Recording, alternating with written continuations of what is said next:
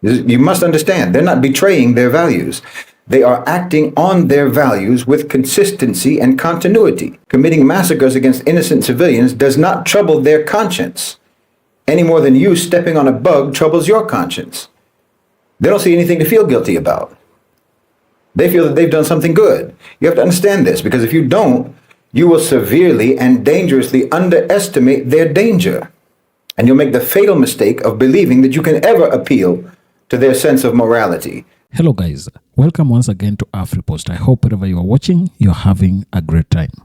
Now, Shahid Bolsen has been very candid always in his commentaries, talking about the state of American society. And in today's video, he's talking about a very, very important topic that I would want us to really delve in deeper. He's saying that American society is inherently violent, and that is something that has been excused both within its borders and even externally. We are looking at some of the people that America is supporting. For example, look at Israel. The aggression and the war that Israel is directing to Palestine is something that is unfathomable.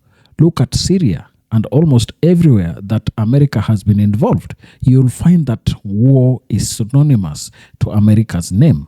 So in today's video, he is talking about this, and I want you to listen to this commentary fully, then we shall talk at the end. Let's watch. You know, I was talking last time about how you need to understand that when the West, the sort of official voice of the West, the governments, the media, the elites, companies, corporations, and so on, when they use words like morals or values, or when they use words like justice or human rights or peace or what have you, I was saying they mean something completely different than what most people mean when they use those words.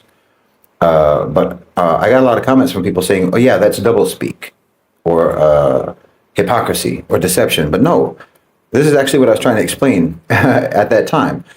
I normally wouldn't do a follow-up if people misunderstood what I said, but I think this is extremely important to understand. It's not doublespeak, it's not hypocrisy, and it's not deception. No, they are being completely honest. This was my point. They're being completely honest, completely accurate when they depict, for example, the genocide in Gaza as being completely justified and defensive. They're being completely honest when they said that 1 million babies dying in Iraq from a decade of sanctions was worth it. They're not being hypocritical. They're not saying one thing and meaning another thing. These are their actual values, and you have to understand this. There is a fundamental and profound difference between their values and our values. They're not contradicting their values. You must understand, they're not betraying their values. They are acting on their values with consistency and continuity. Committing massacres against innocent civilians does not trouble their conscience any more than you stepping on a bug troubles your conscience. They don't see anything to feel guilty about. They feel that they've done something good. You have to understand this, because if you don't, you will severely and dangerously underestimate their danger. And you'll make the fatal mistake of believing that you can ever appeal to their sense of morality, that you can ever appeal to their conscience.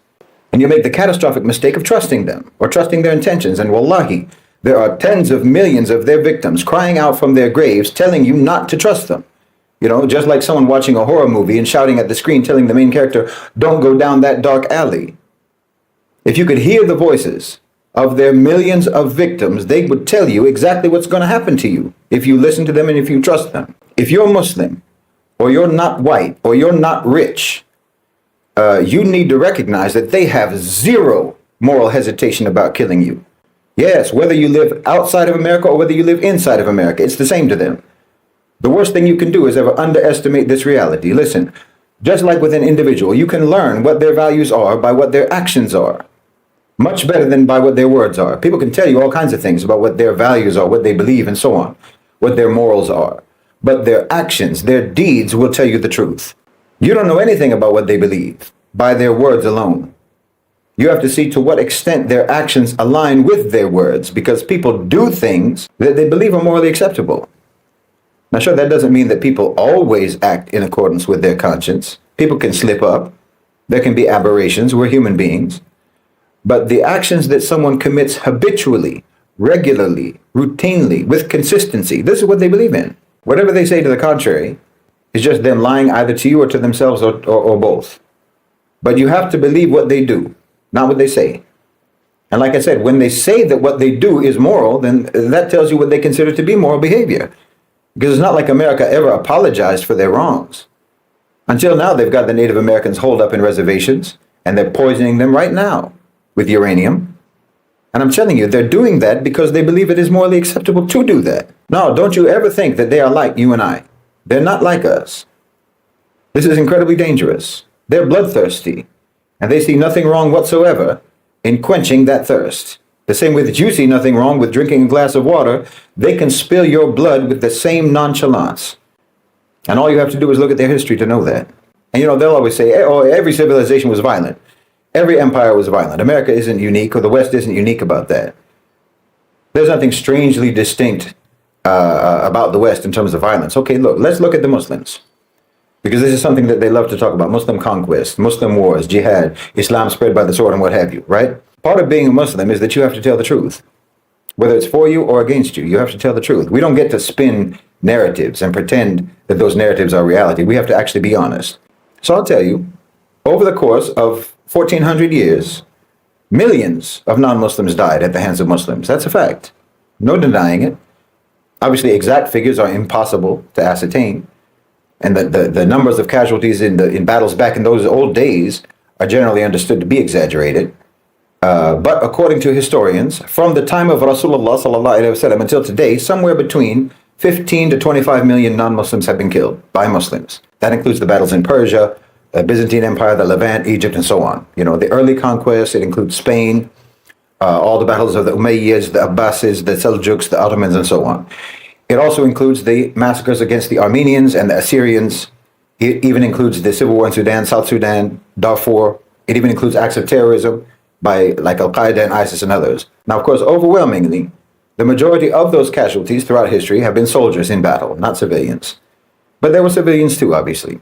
So over the course of 1,400 years, Muslims killed around 15 to 25 million non-Muslims. That sounds like a lot, right? That makes you think that, yeah, it's true. Every civilization, every empire was violent. So why point to the West so particularly? Well, because in roughly a third of that amount of time, the West killed 275 million more people. You slaughtered, genocided, starved, bombed, murdered 300 million people in just the last 500 years. In fact, America alone has killed in just my lifetime almost as many people as the total killed by the Muslims in 1,400 years. Imagine. You killed in just the last 50 years the equivalent of all non-Muslims killed in every war ever fought by the Muslim empires in over a millennium.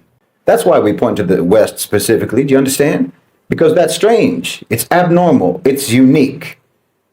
And by the way, from that 300 million that you killed through slavery, through colonization, through engineered famines, through sanctions, and through war, we're not even talking about mostly soldiers being killed. We're talking about mostly civilians. Even in your wars, between 50% to 70% of the casualties have been civilians. Yes, you stand out in history. So like I said, you know people by their deeds. You know them, you know what they believe by their deeds, their habitual, continuous deeds, not their aberrations. Okay? The Spanish conquest of the Americas, 70 million dead. British colonialism, minimum 150 million killed. The transatlantic slave trade, at least 15 to 25 million killed. French colonial wars, 25 million. Congo, 20 million. Genocide of the Native Americans, upwards of 90 to 100 million. On and on. The Holocaust, Hiroshima, Nagasaki, Iraq, Afghanistan, now Gaza. It doesn't stop with you. The fact is that the Muslim empire, across time, relative to its size and duration, has the least amount of blood spilt than any other empire in human history, and that's a fact. Even if you go back to the Roman Empire. Our conquests were the least destructive, our conquests were the least deadly, and the most successful and the most peaceful in integrating and tolerating and cultivating the people of the lands that we entered. Versus the total annihilation, extermination, enslavement, subjugation, pillage, and plunder of what you all did. This is your way. You were and are absolutely outstanding at it. Outstanding as in you stand out because of it. And you do that because you truly believe in it. And like I said, you really don't care if your victims are outside of America or inside of America. Because if you look inside America, what do you see? You see a society built on brutality, a nation whose foundation is violence, not just internationally, but domestically as well. The same ethos that drove the slaughter of the indigenous people, the enslavement of Africans, the subjugation of entire nations abroad, is the same ethos that fuels the police brutality in your streets, the economic strangulation of your poor, the educational deprivation of entire communities, the mass incarceration of your underclass. and the legal subjugation of so-called minority groups. I mean, just look at the statistics. You have more people in prison than any other country on earth, both in absolute numbers and per capita. Over 2 million people behind bars, and a disproportionately high number of them are so-called black people, African Americans, and Latinos. The so-called land of the free runs a for-profit prison industry where corporations like Core Civic and Geo Group literally make money from human suffering. That's why America criminalizes poverty, why minor infractions turn into life sentences, and why recidivism is designed into the system, because prisons are a business and human lives are commodities. What about police brutality? Well, every year, I've talked about this so many times, thousands of Americans, thousands, are gunned down by the very people who are sworn to protect you. Your police departments are outfitted like military units, armed with tanks, automatic weapons, treating their own citizens like they're an occupying army, the way an occupying army treats an enemy population. And who bears the brunt of this? Who are the prime targets for this domestic war?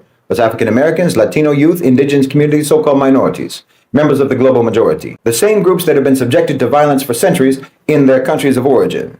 And then there's your economic violence. The way your whole system is structured ensures that the rich get rich and the poor get crushed under an unbearable weight of debt, stagnating wages, impossible cost of living, on and on.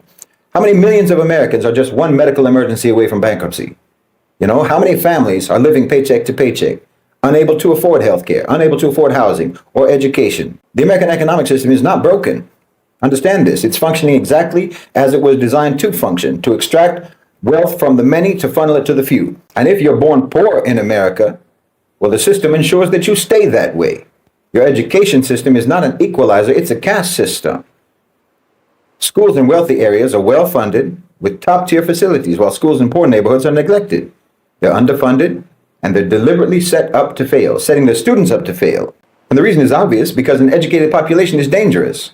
An informed citizenry questions authority and challenges injustice. It demands fairness, and America's elites cannot afford that. So they keep entire communities ignorant. They keep them disempowered. They keep them hopeless, funneling them into either the prison system or the cycle of wage slavery. And we all know that discrimination in America is woven into the very fabric of your laws, the very fabric of your institutions and everyday interactions. So-called black Americans are still fighting for basic human dignity, for fair treatment in the courts, in housing, fair treatment in housing and employment and so on. Native Americans, like I say, are still confined to reservations, their land still stolen, their water poisoned, their sovereignty ignored. And all of this, the brutality, the oppression, the violence, is not accidental. It's the natural consequence of a nation built on exploitation. America doesn't simply commit atrocities abroad. It practices the same cruelty within its own borders. The same system that bombs and starves nations overseas is the same system that allows African Americans to be lynched in broad daylight by the police, allows corporations to strip their workers of humanity, and turns entire cities into wastelands of poverty and despair for corporate profits. The most dangerous mistake that you can make is to think that this system can be reformed. To think that those who benefit from that system will one day grow a conscience, because they won't. They're doing exactly what they believe is right.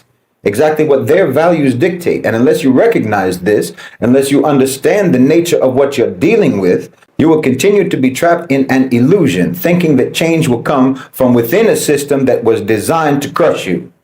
The brutality is not a bug. It's the system working exactly as intended. Nothing's gone wrong. The misery and the bloodshed and the savagery all fall under their definition of morality. And that completely disorients anyone who knows it's immoral. And in that state of disorientation, they get the drop on you.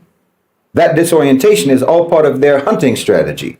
When a lamb thinks about food, he's thinking about grazing in the field. But when a wolf thinks about food, he's thinking about that lamb. It's the same word, food, but two completely different understandings about what is intended by that word. So no, as a Muslim, we have to tell the truth. And I have to tell you the truth about that country. It's my country. It's where I come from. I know its ways. My ancestors were Irish, colonized for 800 years. Now you come to tell me, try to convince me that it's all because of the Jews, because of the Zionists, because of AIPAC. No, we can sniff that out right away, what that is. That's blame shifting, shifting responsibility. I mean, I could go along with it too. That's the easiest thing in the world to go along with. That's what they're going to do anyway next. That's the program. That's going to become the new official narrative. Israel blackmailed them.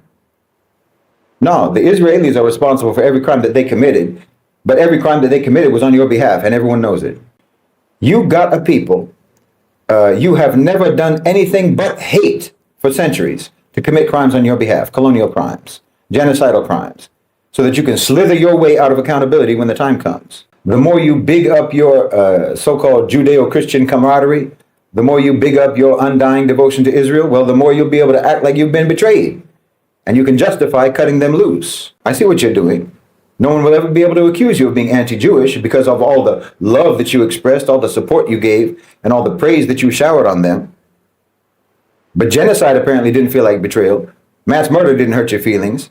But if they've got dirt on Bobby Kennedy Jr., that's crossing a red line, is it? If they took pictures of you at Epstein Island, that's betrayal. That's dastardly. Not murdering over 50,000 men, women, and children in Gaza. You see their morality? They'll use something like this to cut Israel loose, not ethnic cleansing. And they think that they're going to be able to wash their hands of 8 decades of brutality that they sponsored, that they funded, that they armed, that they provided political coverage for. America always needs 2 things. They need an enemy to brutalize, and they need a mechanism of plausible deniability to try to maintain their image of innocence of the brutality that they commit. Oh yes, I could go along with that narrative. Lay all the blame at the feet of the Jews. Allah knows there's millions of Muslims who are ready to also go along with it, because they are still so enamored themselves with the West, so colonized in their own mind, so indoctrinated with their love for America, and so propagandized and so inculcated with white supremacy themselves that they can't bear to face the reality that no one has ever had to blackmail America into committing atrocities. In fact, it's the exact opposite. The only way to make them not commit atrocities is to pay them off. They've been in the protection racket and the extortion business ever since they had a navy. But I can't go along with that narrative, that blame-shifting narrative. Yes, the Israelis are guilty, but they're nothing but a bunch of white European atheist colonizers. They're nothing but a pseudo-Jewish brigade of American imperialism. That's what they are, imposing American values on Palestine. Every century that America has existed, since 1776, every century has had a higher death toll than the last. From the hundreds of thousands in the 18th century, to the millions in the 19th century, to the tens of millions in the 20th century, and you're already over 6 million in just the last 20 years. You don't get to be that continuously violent, that consistently savage, and that persistently psychopathic, and still get to call yourselves the greatest country on earth, unless that is exactly how you measure greatness. You understand? You've killed in just the last 2 decades almost half the total deaths Muslims caused through dozens and dozens of battles over 1,000 years. You'll say that's because of technology, but you don't understand that that's nothing but an admission of what I'm saying. It's a confession. Because violence and brutality are made possible by 2 capabilities, the weapons and the will. In other words, there's no question about you having the will. So the more technologically sophisticated you become, it just means that the scale of your violence will increase. Because it's just a given that you're going to be violent. Because again, that's what you believe in. Those are your morals. Those are your values. Like, of course, we're going to kill. And if we have more efficient ways of killing, then obviously we're just going to kill even more. That's what you're saying. I mean, I know we'll never get the predator to own up to his predatory, bloodthirsty values, but at least the victims need to face the reality. The global South, the Muslim world, the Muslims in America, so-called minorities in America, the poor in America, everyone needs to know. A wolf's conscience is not bothered when he devours his prey. He doesn't see a victim. He just sees a meal. And he's not going to change his nature. He's got his hunting strategy, so you have to focus on your survival strategy. So at the very least, you have to recognize when you're looking at a wolf. Now, if you've listened to that clip to the end, you could understand why I always love Shahid Bolsen. In his commentary, America's Abnormal Violence, Shahid Bolsen delivers a scathing critique of American society, portraying it as inherently violent and desensitized, a condition he argues is both normalized and ignored by its citizens and leaders. He contends that the United States is the epicenter of global violence, not merely through its foreign policies, but within its own borders, where brutality is woven into the cultural fabric. Bolsen highlights the New Orleans truck attack on January 1st, 2025, where a US-born veteran trained by the military killed pedestrians as emblematic of a society that breeds its own monsters. He questions the selective outrage over this incident, labeled terrorism due to an alleged ISIS connection, while pointing to the 500 mass shootings and 40 school shootings in 2024 as mundane, shrugged-off occurrences. This, he argues, exposes a hypocrisy. America condemns violence only when it fits a narrative, yet remains indifferent to its daily carnage. Bolsen asserts that America's culture, its music, movies, TV shows, games, and even children's stories glorifies violence, conditioning citizens to accept it as routine. He cites the lack of genuine horror over domestic victims, contrasting it with fleeting sympathy for high-profile cases like the United States healthcare CEO death in 2024, suggesting a society that only mourns when convenient. The military's role in training individuals who later turn on their own people, as seen in the New Orleans attack, underscores his view of a self-perpetuating violent circle. Globally, he argues that the world sees America as the true terrorist state, a perspective reinforced by its history of destabilizing regions like Sudan for resources. Bolsen's commentary paints a nation in denial, its abnormal violence a reflection of a deeper unaddressed rot that no amount of performative shock can mask. Tell me down in the comment section what you think about this. And if you're watching us for the first time, please don't forget to subscribe to our channel, like this video, and also share. Thank you, and may the good Lord bless you. Goodbye.